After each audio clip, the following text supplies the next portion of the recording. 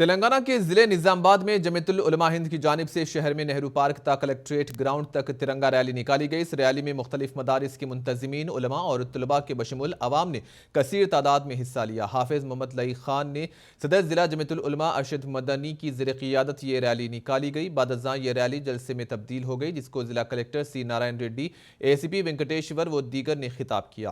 مقررین نے تحریک آزادی میں مسلم شہیدوں اور مجاہدین کی قربانیوں کو یاد کیا اور کہا کہ ان شہیدوں اور مجاہدین کے بغیر آزادی ہند کی تاریخ مکمل نہیں ہو سکتی۔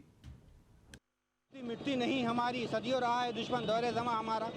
جیسا کہ آپ جانتے ہیں ملک بھر میں ملک کی 75ویں سالگرہ کے موقع پر بہت بڑے پیمانے پر جشن منایا جا رہا ہے۔ اسلام آباد میں ایک ترنگا تاریخی ریلی نکالی گئی جس میں دینی مدارس کے طلباء نے حصہ لیا، اور یہ ریلی نہرو پارک سے شروع ہو کر کلکٹر گراؤنڈ پہنچی، جہاں پر کلکٹر گراؤنڈ پر ایک مختصر پروگرام ہوگا جس میں علماء اکرام ہمارے اسلاف کی قربانیوں پر، ملک کی آزادی کے لیے ہمارے اسلاف نے جو قربانیاں دی ہے اس پر روشنی ڈالیں گے۔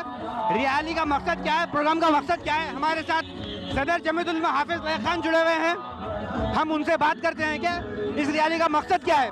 السلام علیکم۔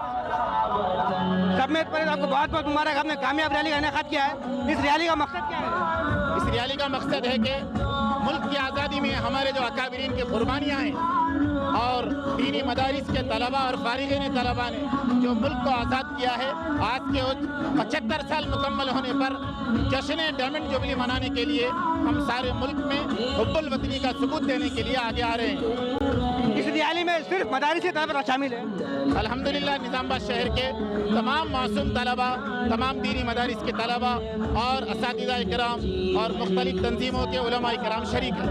اس کو لے کر آپ کا پروگرام آگے کیا ہے؟ اس کو لے کر ہم ہمارے برادران وطن سے پیار، محبت، امن چارگی کو آگے بڑھانا چاہتے ہیں۔